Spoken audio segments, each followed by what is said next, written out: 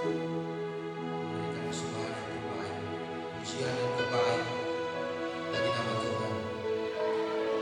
Mulia Bapa Syekh.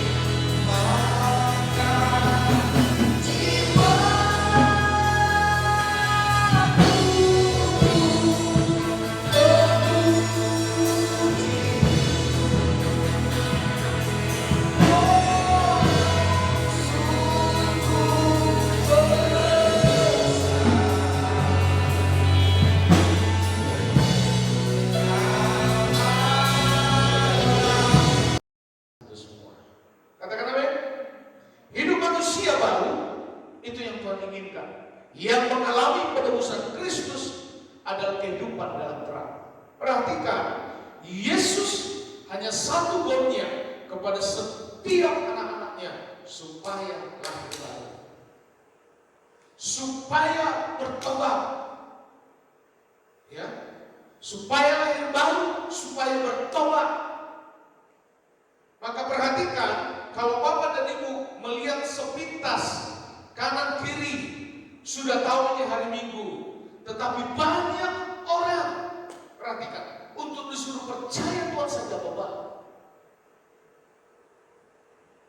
ya, untuk disuruh percaya sama Tuhan itu Bapak. Maka perhatikan, terang itu tampak dan terlihat mata. Terang itu juga meniadakan kegelapan. Di mana ada terang, di situ ada kegelapan. Jadi Tuhan mau supaya kita semua adalah orang-orang lahir baru, orang yang sudah lahir baru, orang yang sudah bertobat. Berarti posisinya adalah posisi terang. Dia tidak akan cocok lagi kepada suasana yang gelap. Katakan amin. Yesus adalah terang, dan kita semua supaya menjadi terang. Karena tidak mungkin terang dan gelap itu bersama. Terang, terang. Jadi arif-arif. Tidak ada yang lain.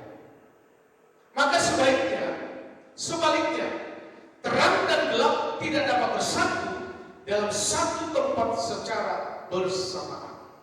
Maka apa kata dunia? Kalau kita sering dengar, begitu berharganya waktu. Kalau dunia menghargai waktu, seharusnya kita di dalam Tuhan juga lebih menghargai waktu. Sehingga orang dunia sampai membuat suatu statement keluar, time is money, waktu adalah uang. Mereka penganut itu, dan siapapun menjadi penganut itu ada hasilnya. Halo, amin. Jadi kalau ditanya orang-orang kaya, duitnya banyak, depositonya banyak, bahkan bermiliar-miliar, berpuluh miliar, ratusan miliar. Itu karena apa? Itu karena mereka sudah memakai istilah time is money. Waktu adalah uang. Waktu mereka adaptasi dengan itu, hasilnya juga besar. Halo?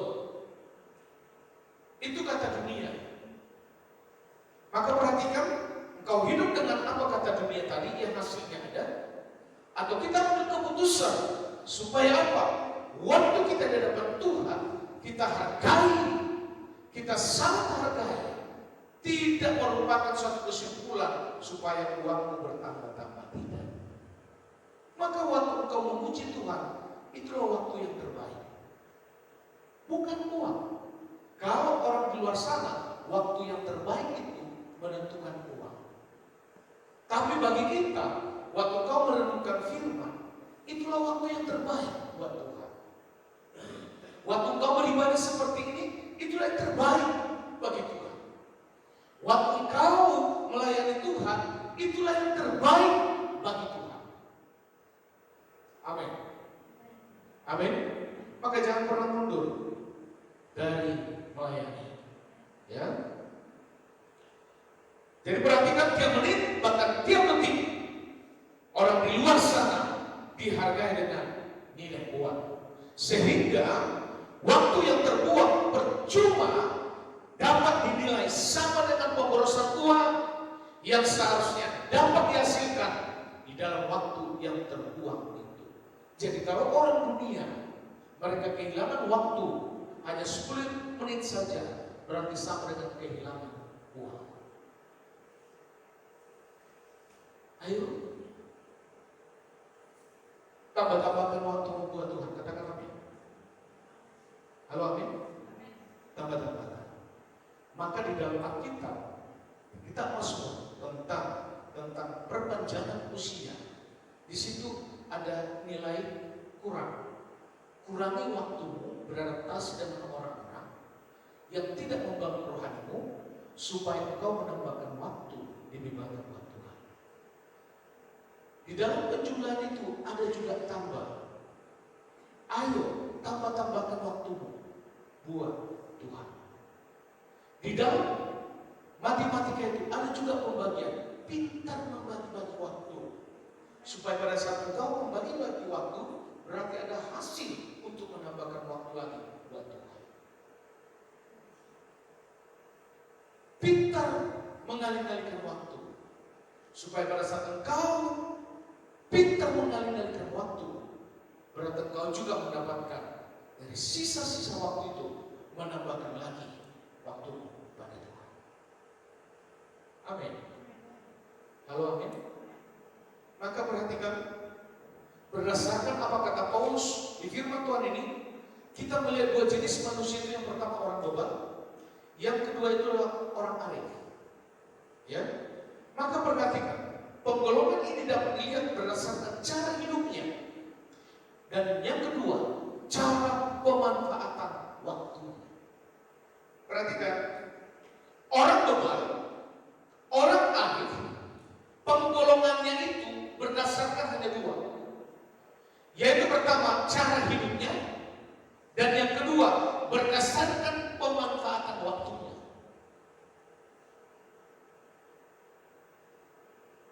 Arti kata orang bebal sama orang arif.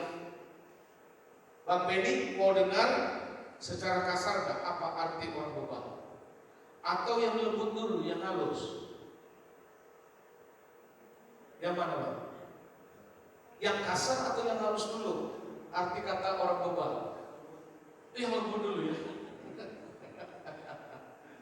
Perhatikan ya, saya sudah cari di bahan, baik dari bahasa Indonesia, baik dari terjemahan yang lain.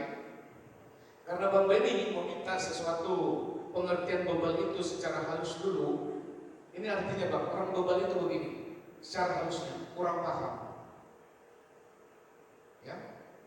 Terus tidak mengerti. Terus lambat tanggap. Saya yakin kita di tempat ini semuanya orang pintar, katakan amin. Tidak lambat tanggap, katakan amin. Buktinya apa? Setiap mendengar firman Tuhan, semuanya langsung paham kok, berarti semua mengerti. Amin. Nah itu sangat membantu posisi seorang gembala sehingga tidak capek-capek mengajar. Karena semuanya cuma background orang-orang pintar. Amin. Terus mau dengar arti yang kasar? Mau? Halo, mau? Baru mau? Arti bebal tadi yang kasar? Mau ya? Gimana baru? Perhatikan, orang bebal itu kasarnya sebenarnya bodoh. Mau lagi yang lebih kasar? Tolol. Mau lagi? Dungu. Mau lagi? Konyol. Itu orang bebal. Kita setuju aja ambil yang kasar itu ya, supaya langsung kita berubah. Mau orang arif atau orang bebal? Arif. Ya. Maka perhatikan, kalau arti orang arif itu bijak. Arti orang arif itu cerdas. Arti orang arif itu memiliki pemahaman yang mendalam tentang sesuatu. Jadi kalau Bapak dan Ibu ingin mendalami dengan Tuhan, dalami terus, itu orang arif. Katakan amin. Kalau Bapak dan Ibu bekerja misalnya di salon, dalami bagaimana salon itu yang terbaik, itu orang arif. Amin. Kalau Bapak dan Ibu terpanggil misalnya lagi terpanggil nyedot emas, dalami sedot emas itu. Itu orang arif. Bagaimana pada saat menghasilkan ini lebih menghasilkan lagi? Jenis tanahnya seperti apa? Bentuk fisiknya seperti apa? Jenis pasirnya seperti dalami. Itu orang arif.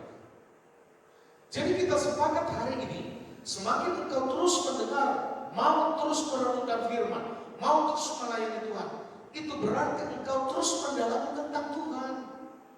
Kalau engkau terus dan saya mau mendalami tentang Tuhan, engkau disebut orang arif.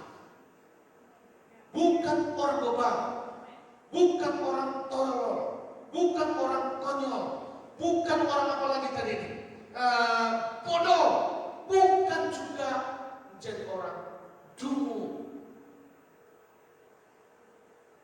Halo. Maka kalau ada masalah apapun, gak ada ceritanya itu, jawabannya solusi di luar Tuhan, tidak ada. Perhatikan, tidak ada. Semakin engkau mencari, pada saat mengalami kesulitan, mencari jawabannya itu, berusaha mencari jawaban itu, maka semakin engkau tidak akan pernah melekat dengan Tuhan.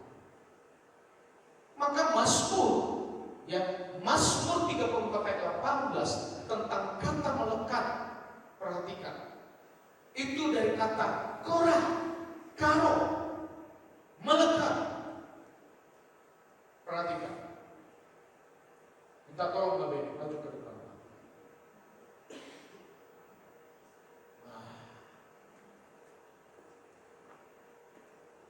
Nggak usah takut, Bapak. Di situ, Pak.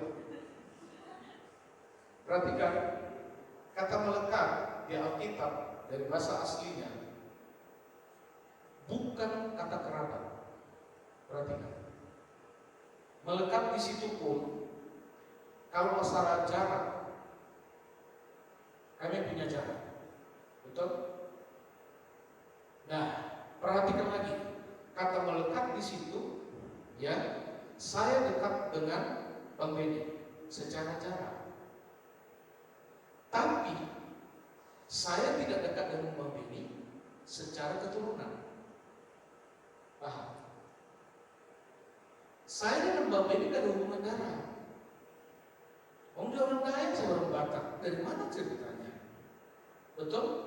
Tapi saya dengan Bang Beni itu dekat. Paham? Saya dengan Bang Beni itu dekat. Bahkan untuk memanggil Bang Beni pun saya harus pakai kata Bang untuk menghormati dia. Bukan lagi Beni, bukan. Walaupun Bang Beni itu di bawah umur saya, tapi untuk menghormati dia saya panggil Bang. Panggilan Bang itu bagi orang Batak itu punya nilai.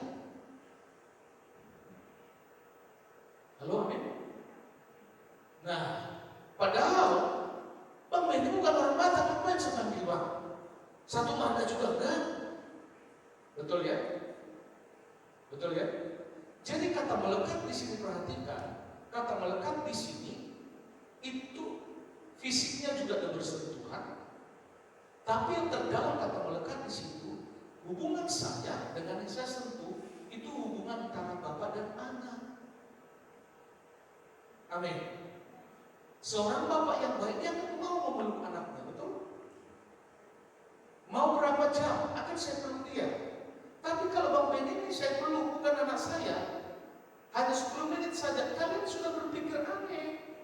Oh, ini gue itu. Betul tidak? Bisa-bisa yang lain yang jatuh hati dengan Bang Beni itu tidak terima.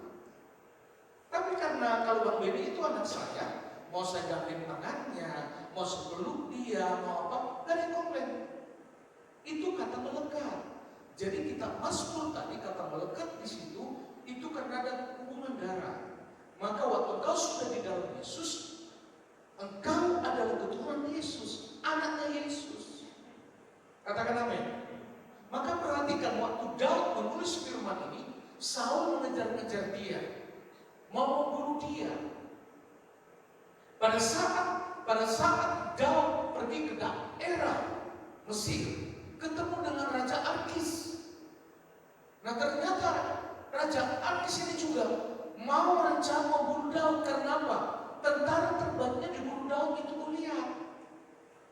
Putus asa Daud. Dia mau WA Yonatan, kerabatnya paling dekat. Dan bisa juga. Jadi ke depan tidak ada jalan, ke belakang tidak ada solusi, kanan kiri juga tidak ada jalan. Justru pada saat posisi mengalami penderitaan seperti itu, hanya satu jalan yang Daud punya, yaitu ke atas. Halo, amin. Maka pada saat Daud terjepit seperti itu, dia justru melekat. Dia tahu arti melekat itu pada saat penderitaan itu masuk padanya. Maka dia angkat tangan di hadapan Tuhan. Solusi hanya ke atas. Ke depan tidak ada lagi, ke belakang tidak ada lagi, kanan kiri tidak ada lagi. Maka istilah kata percaya, ya, itu juga merupakan kata percaya yang kau harus total angkat tangan. Karena hanya ke atas yang ada solusi, ke tempat yang tidak ada lagi. Dan kalau engkau selalu fokusnya ke atas, perhatikan, bapak jasmani saja itu akan selalu memperhatikan anak kandungnya, betul? Apalagi kita dalam Yesus. Amin. Jadi kata melekat ini tadi bukan hanya kerabat seperti ini, tapi hubungan Bapa dan anak. Bisa dipeluk, bisa digendong. Kalau anak saya sekarang udah besar, saya nggak mau lagi gendong. Tapi waktu masih kecil, bahkan tak lempar ke atas begini ya. Tak lempar ke atas sampai dia jatuh, begitu ya. Tapi bapaknya tidak mungkin tidak tangkap dia. Halo, amin. Apalagi si Otniel waktu kecil masih dia kecil, tak lempar ke atas, tangkap. Walaupun dia pucat begitu ya. Tapi namanya bapak tidak mungkin melepas itu. Halo, amin. Kalau anaknya gemuk nggak mungkin dilempar ke atas. Karena apa? Yang nggak kuat. Itulah kita di depan Tuhan. Mau dilempar, mau diapa, dia akan selalu tangkap. Amin, Bang ini? Amin. Walaupun yang kau inginkan belum dapat hari ini, tetap percaya sama Tuhan ya. Silakan dulu kembali. Halo, amin. Maka perhatikan lagi di situ. Bagaimana kamu hidup, itu yang ketiga. Hidup dengan teliti, katakan amin. Hidup dengan tepat. Harus hidup dengan cara yang benar, tidak yang baik. Jadi kalau ditanya, bagaimana kamu hidup? Nah, firman Tuhan hari ini, hidup itu harus teliti. Hidup itu harus tepat. Hidup itu dengan cara yang benar. Maka semuanya ini sudah dibulatkan. Kalau kau sudah di dalam Yesus, maka hidup itu sempurna. Kita seteliti apapun, tidak bisa juga. Kita setepat apapun, tidak bisa juga. Kita dengan hidup dengan cara yang benar setiap hari pun, tidak ada yang sanggup, tidak ada yang mampu. Maka ketidaksanggupan ini, kita sudah di dalam Yesus, maka engkau menjadi pribadi di hadapan Tuhan, pribadi yang teliti, tepat, dan juga menjadi pribadi yang selalu hidup benar. Katakan amin. Maka Yesus itu sudah membungkusmu. Yesus itu sudah membalutmu. Jadi Bapa di surga waktu melihat Bapak dan Ibu, Bapak itu sudah melihat Yesus yang ada di dalammu. Maka engkau dan saya harus jauh bersyukur dari semua hal yang kau punya hari ini. Maka di dalam Efesus 5:12, dan hiduplah di dalam kasih sebagaimana Kristus Yesus juga telah mengasihi kamu dan telah menyerahkan dirinya untuk kita sebagai persembahan dan korban yang harum bagi Allah. Maka perhatikan, karena orang percaya telah menerima terang, maka orang percaya harus berjalan sesuai dengan terang itu. Katakan apa? Media sosial itu harus tetap jadi terang. Ya, di media sosial itu tidak boleh engkau mengumpat-umpat orang lain. Perhatikan, Tuhan selalu mengatakan, jaga lidahmu. Semarah apapun engkau, seemosi apapun, jangan sampai keluar kata-kata memaki-maki orang. Jangan sampai keluar kata-kata mengutuk orang. Jangan sampai mengeluarkan kata memfitnah orang lain. Jangan sampai itu keluar. Mengapa? Karena tabu itu tetap ada. Mungkin kau tidak terima risikonya hari ini, tapi bisa 1-2 tahun ke depan. Itu maka kata Tuhan, dari semua anggota tubuh kita, yang paling jahat yang selalu perhatikan Tuhan adalah lidah. Halo, amin. Orang kalau sudah hidup dalam terang Tuhan, tidak ada lagi perkataan yang keluar kata-kata betul. Tidak ada lagi yang keluar dari mulut memfitnah orang. Tidak ada yang keluar dari mulut memaki-maki orang. Tidak ada. Katakan amin. Bahkan orang yang sudah hidup dalam yang baru, emosi-emosimu pun tidak boleh lagi mengungkit masa lalu. Tidak bisa. Karena emosi hari ini, bicarakan yang hari ini saja. Gak usah lagi bicarakan 2 tahun ke depan bagaimana nih.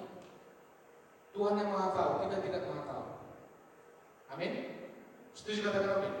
Supaya hidupmu dan hidup saya itu tetap santai di dalam Tuhan. Perhatikan, tetap damai di dalam Tuhan. Orang bertanya begini, kita bersyukur Bang Benny mau belajar keyboard. Amin ya. Tapi yang memberkati Bang Benny itu ibu, bukan uang gereja. Orang bertanya kepada saya, bagaimana nanti kalau Bang Benny tidak setia, setelah dia pintar, bahkan bisa main keyboard di bawah, begini. Akhirnya dia kabur dari BFA. Saya bilang itu urusan dia, saya nggak mau urus itu. Karena kalau itu saya pikirkan, saya tidak akan maju dalam iman. Akhirnya yang ada di depan ini hanya ketakutan. Lihat Bang Benny ketakutan. Ini benar-benar setia nggak ini? Atau bagaimana nih? Nanti uang sudah banyak keluar, tapi setelah dia pintar, dia kabur dari gereja ini. Tuhan tidak menyuruh kita cara berpikir juga begitu. Hari ini, kalau Bang Benny itu bisa, dia juga sudah menabur waktunya buat Tuhan. Amin. Dan secara finansial, ibu juga sudah menabur. Masalah risiko ke depan, gak usah dipikirin. Katakan amin. Halo amin. Kita berdoa supaya kalau misalnya Bang Benny keluar dari gereja ini, pertama itu karena sudah menikah. Ya dong. Mungkin dia nanti satu hari balik lagi ke kurung. Ya puji Tuhan dong. Amin. Halo amin. Nah, amin Bang Ben. Iya. Jadi kita sering sekali membuat hidup kita itu susah karena cara kita berpikir. Halo amin. Kalau ada orang menyakiti hatimu, gak usah merancang sesuatu yang tidak baik buat dia. Gak usah. Karena apa? Karena waktu kita menyerah total sama Tuhan, kata firman Tuhan, Tuhan itu yang langsung datang mendekat padamu. Tapi pada saat engkau masih tetap memperkuat cara-caramu, intelektualmu, pengetahuanmu, keuanganmu, posisi, bahkan relasi, tidak mungkin Tuhan melekat padamu. Waktu Daud tidak ada lagi solusi, kanan kiri tidak ada lagi, depan belakang tidak ada lagi, Tuhan yang langsung melekat. Tuhan langsung datang melekat padanya. Bukan Daud, tapi karena Tuhan yang langsung cepat datang melekat. Amin. Bisa bayangkan, semua sudah membunuh. Bisa bayangkan, akhirnya Daud solusinya apa? Baju kerajaannya, baju yang bagus itu, dia ganti dengan baju yang compang-camping. Penampilannya betul-betul tidak menjadi seorang raja lagi. Maka pada saat Daud ada di masyarakat, khususnya di Mesir, Daud itu mempunyai perilaku seperti orang gila. Dan di depan banyak orang, dia loncat-loncat sendiri. Seperti orang gila, dan semua orang menilai bahwa dia itu gila. Maka Raja Mesir, waktu melihat seperti itu, maka dia tegur orang yang membawa dia ke Mesir. Apa kata Raja Mesir tadi? Mesir ini tidak kekurangan orang gila. Bayangin, misalnya, ya, Baron, ada orang gila di gunung, dibawanya ke kurung, datang pejabat sini, di kurung ini tidak kekurangan orang gila, ya, bawa lagi. Itu yang membuat akhirnya Daud dibebaskan. Dan itulah cara yang tidak masuk akal Raja Daud. Dia akhirnya serangan dari Saul, membunuh, termasuk dari Raja Mesir. Itu akhirnya mereka tidak melihat lagi Daud menjadi Daud yang berbahaya, tapi Daud yang gila. Bebaskan dia. Halo? Mulai hari ini Tuhan tidak suruh kapal ada masalah, Tuhan buat kau depan saya jadi orang gila. Nah ya, enggak. Tapi perhatikan, apapun yang kau terima hari ini adalah bagian yang dimana Tuhan akan tuntun dan Tuhan akan selalu memberikan yang terbaik padamu sampai selama-lamanya. Katakan amin.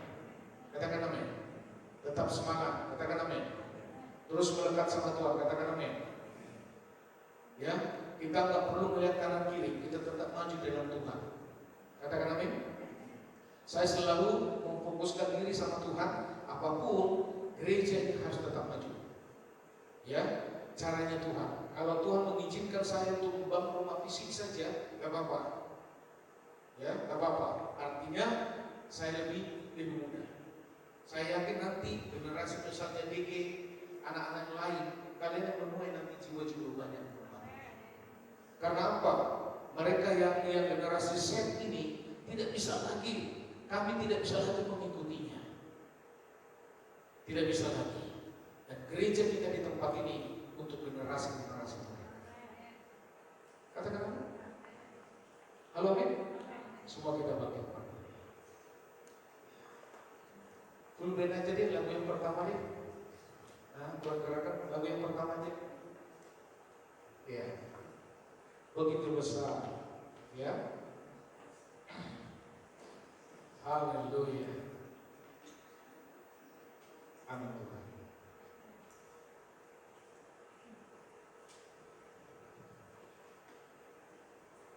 Yes, Tuhan. Amin.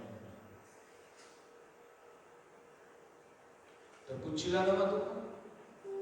Allah yang terbaik buat kita semua.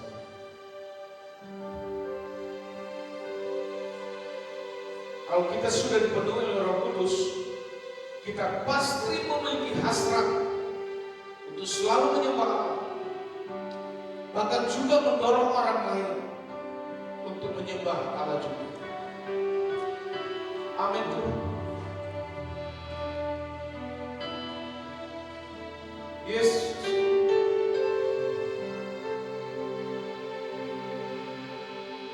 Yes Tuhan.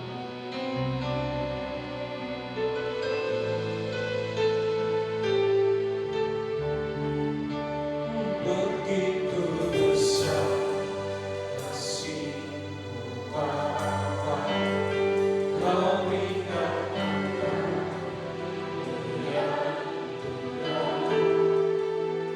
Di saat aku percaya kasih menyelamatkanku, bukan sekadar hati gembira, tapi kebenaran yang berbeda. Untuk diriku Kau terus kasih menyelamatkanku, dengan kasih-Nya yang mengubah hidupku, dengan kasih-Nya yang selalu ada. Kasih Yesus, kasih Yesus, hatiku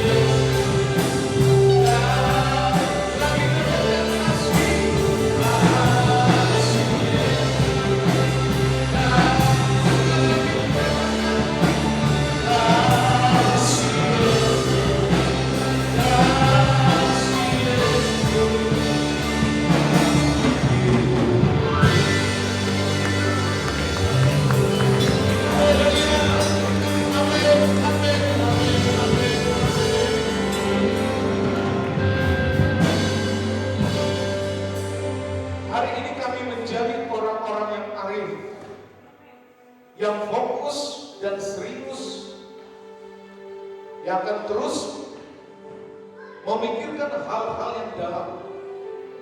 Bagaimana kebaikan-kebaikan Tuhan terhadap kami. Maka pengetahuan kami di dalam nama Yesus Kristus tidak sekedar lagi, tidak hanya seperti yang dimiliki orang-orang secara umum, tapi kami ingin terus dalam, terus mendalam, terus mendalam.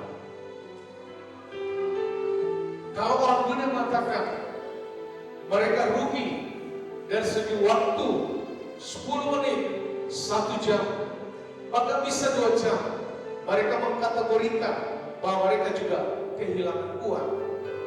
Mereka rugi. Maka hari ini juga kami melebihi daripada orang-orang dunia. Kami ambil keputusan menjadi orang arif. Kami akan terus menambahkan waktu kami buat Tuhan, supaya kami terus mendalami bagaimana kebaikan-kebaikan Tuhan yang sudah kami terima sampai hari ini. Kami mau Tuhan, dan hari ini kami ambil keputusan menjadi orang arif, orang yang tepat, orang yang teliti, bahkan orang yang selalu fokus terhadap sesuatu hal. Dan mulai hari ini fokus kami hanya Tuhan. Terima kasih Bapak, terima kasih atas firman Allah pada saat ini. Diberkati kami semuanya, diberkati anak-anak kami, diberkati suami, diberkati istri, bahkan diberkati setiap mata pencarian mereka Bapak. Kami tahu Tuhan bahwa setiap pekerjaan mereka begitu penting, dan kami yang percaya Tuhan Maha tahu di atas yang penting itu ada yang lebih penting, dan Tuhan tidak akan pernah berutang kepada orang-orang yang sudah memberikan waktunya buat Tuhan. Karena waktu kau menabur buat Tuhan, waktu, pikiran, talenta, termasuk uang yang kau punya, berarti kau memberi kepada Tuhan. Pada saat kau memberi kepada Tuhan, maka Bapa di surga sukacitanya sangat berlimpah dan terus berlimpah, karena yang memberikan itu anak kandung sendiri. Terima kasih Bapak untuk pengertian firman Allah pada saat ini. Kami akan terus di dalam kebenaran firman Allah. Diberkati anak kami Tuhan, pertumbuhan fisik mereka, pertumbuhan sosial mereka. Bahkan kami bisa melihat media sosial hari ini tanpa sepengetahuan kami. Kadang-kadang anak kami sudah jauh lebih lihai dari kami orang tua. Tuhan, ingatkan setiap anak-anak kami yang memainkan media sosial supaya mereka tidak merambat kemana-mana. Sehingga pada saat mereka melihat sesuatu hal yang tidak baik, begitu mudahnya manusia itu adaptasi. Kami tolak semua anak-anak kami pada saat mereka melihat di media sosial yang tidak baik, mereka langsung meninggalkan itu, mereka langsung menghilangkan itu di dalam nama Tuhan Yesus. Supaya setiap anak-anak kami tanpa sepengetahuan kami, mereka bertumbuh dalam kasih karunia Tuhan. Terima kasih Bapak. Kau sudah selalu memberi yang terbaik buat kami. Bahkan Tuhan yang selalu menjaga dan melindungi kami tanpa kami mau minta. Tuhan selalu menopang hidup kami. Terima kasih Bapak, terima kasih setiap anak-anak-Mu yang sudah memberikan waktu, tempat dan pikiran untuk melayani Tuhan, memberi kepada Tuhan. Kami akan percaya mata Tuhan selalu tertuju kepada mereka. Terpuji nama Bapak, terpuji nama Bapak. Di dalam nama Tuhan Yesus Kristus, keluar masuk dari rumah kita selalu dijaga dilindungi oleh Tuhan. Siapapun dalam keluarga kita akan selalu ditopang, dilindungi, dijagai oleh Tuhan. Terpujilah nama Bapa. Hari ini kami mau menabur buat pekerjaan Tuhan di tempat ini. Di saat kami menabur berarti hari ini juga kami memberi kepada Tuhan. Pada saat kami memberi kepada Tuhan, seperti kami anak kandung dan kami anak kandungnya Yesus Kristus memberi kepada Bapa di surga, dan kami yang percaya Bapa kandung kami di surga begitu bersukacita, begitu luar biasa, begitu antusias melihat setiap anak-anaknya yang melakukan hal ini. Karena kami tahu setiap anak-anak yang melakukan ini berarti dia tidak juga dikuasai oleh materi, tidak dikuasai oleh uang. Mereka justru membuat uang itu tunduk menjadi budak mereka untuk melayani.